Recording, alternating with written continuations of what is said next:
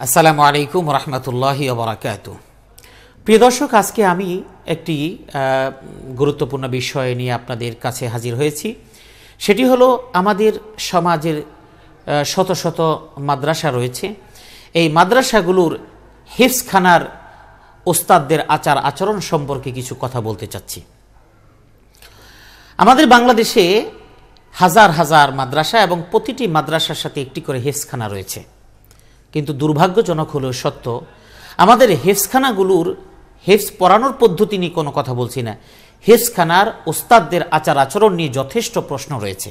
এর কারণ হলো, অনেক উচ্চশিক্ষিত ঘরের সন্তানদেরকে যখন মাদ্রাসায় দেওয়া হয়, তারা কিছুদিন পরে যখন ওই ছাত্রদেরকে ওখান থেকে নিয়ে আসেন, অধিকাংশের অভিযোগ ওস্তাদদের ব্যবহার ভালো নয়, কথাবার্তা অর্থাৎ তথা ল্যাঙ্গুয়েজ খুবই খারাপ।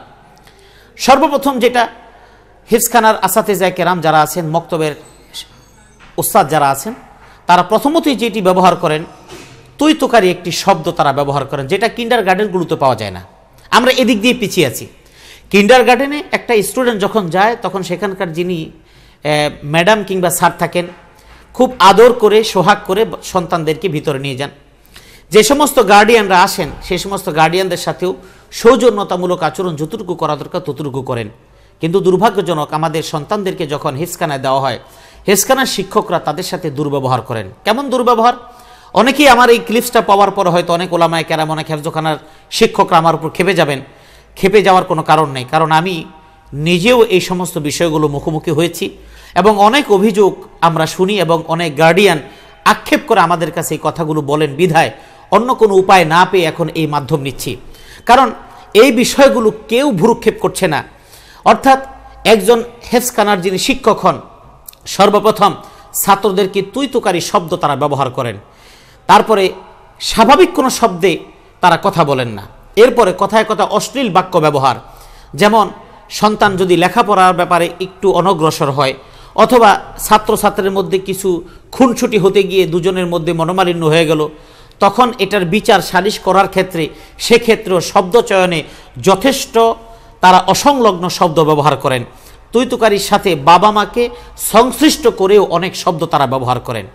তারপরে হাফেজ সাহেবরা অনেক শব্দ ব্যবহার করেন, তোর জীবন ধ্বংস হয়ে যাবে, তুই মানুষ হতে পারবি না, তুই মানুষের বাচ্চা না, তুই একটা আস্তা জানোয়ারের বাচ্চা। এই যে শব্দগুলো মাদ্রাসাগুলোতে ব্যবহার করা হচ্ছে, মাদ্রাসার মুহতামিম কিংবা নায়েবে মুহতামিম কিংবা নাজেবে তালিমাত কখনো কি এই হিফজখানা শিক্ষকদেরকে নিয়ে কোনো কর্মশালা করেছেন কিনা? এবং আমি যতদূর জানি, শিক্ষকদেরকে নিয়ে কোনো ধরনের প্রশিক্ষণের ব্যবস্থা নাই। বাংলাদেশে হিফজখানা শিক্ষকদের কোনো প্রশিক্ষণের ব্যবস্থা নাই। হিফজখানা থেকে বের হওয়ার পরে কিছুদিন কিতাবখানায় পড়ে, তারপরে পড়ালেখা ভালো লাগে নেই, এখন হিফজখানায় শিক্ষকতা করে। এখন তারা হিফজখানায় শিক্ষকতা না করলে হিফজখানাগুলো টিকে থাকতো না, এতে তাদেরকে ধন্যবাদ জানাই। কিন্তু তারা যখন এই হিফজখানায় শিক্ষকতা করেন, অল্প জ্ঞান থাকার কারণে তারা মাদ্রাসার মুহাদ্দিসকেও তারা মূল্যায়ন করেন না, মাদ্রাসার মুহতামিম সাহেবকেও তারা মূল্যায়ন করতে চান না। হিফজখানার শিক্ষক হওয়ার কারণে, হিফজখানার প্রধান শিক্ষক হওয়ার কারণে অনেক হাফেজ সাহেব নিজেকে জমানার মুজাদ্দেদ ভাবতে শুরু করে দেন। একজন নায়েবে মুহতামিম, তিনি যে হাফেজ সাহেবকে একটা কড়া কথা বলবেন, কড়া কথা বললে তিনি বলবেন, তিনি মনে করেন আমাকে কেন বলে, এই কথা মনে করে সে সাথে সাথে পট্টিবাট্টা গোল করে মাদ্রাসা ছেড়ে চলে যাবেন।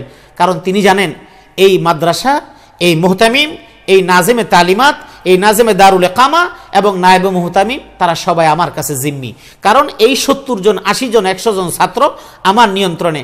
আমাকে বেশি কিছু কথা বলবে, আমি আমার চারটি বাটি গোল করে আমি বাড়ি চলে যাব, দেখে ওনারা কেমনে চালায়। যে কারণে ইহতিমামের দায়িত্বে যারা আছেন তারাও তেমন কোনো ভূমিকা নিতে পারেন না। এজন্য তাদের অসহায়ত্বের দিকটাও তুলে ধরে আমি বলছি, যারা আমার ক্লিপটি শুনছেন, আপনারা দ্রুত ব্যবস্থা নিন, নতুবা এই অবস্থা থাকবে না ধীরে ধীরে। কারণ আমরা নিতান্ত গরিব মানুষের মাঝে আমরা দিন দিতে পারছি, বিত্তশালী মানুষের ঘরে আমরা দিন পৌঁছাতে পারছি না।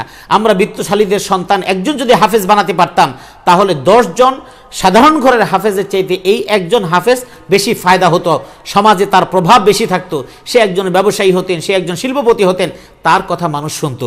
এজন্য আমি মনে করি হিফজখানার শিক্ষকদের একটি প্রশিক্ষণ, প্রতি মাসে প্রশিক্ষণ হওয়া দরকার।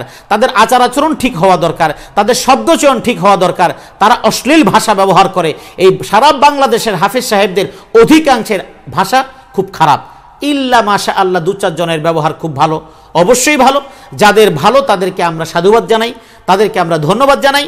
আর যাদেরটা খারাপ তাদের ব্যাপারে আমরা কর্তৃপক্ষের দৃষ্টি আকর্ষণ করছি, আপনারা তাদের একটি প্রশিক্ষণের ব্যবস্থা নিন এবং প্রয়োজনে এলাকাভিত্তিক ৫-৭টা কওমি মাদ্রাসা, ৫-৭টা আলিয়া মাদ্রাসার প্রিন্সিপাল এবং মুহতামিমরা মিলে একটা সিদ্ধান্ত নিন, আমাদের ৫ মাদ্রাসার ১০ জন হাফেজ তাদেরকে দিয়ে আমরা একটা প্রশিক্ষণশালা, আমরা সারাদিনব্যাপী প্রশিক্ষণ কর্মসূচি, সেই প্রশিক্ষণের মধ্যে কি থাকা উচিত সেই বিষয়গুলো আপনারা আলোচনা করে আপনারা সিদ্ধান্ত নিতে পারেন। আল্লাহ আমাদের সকলকে সত্যিকারের দ্বীনের খেদমত করার সেই তৌফিক এবং যোগ্যতা দান করুন, আমিন।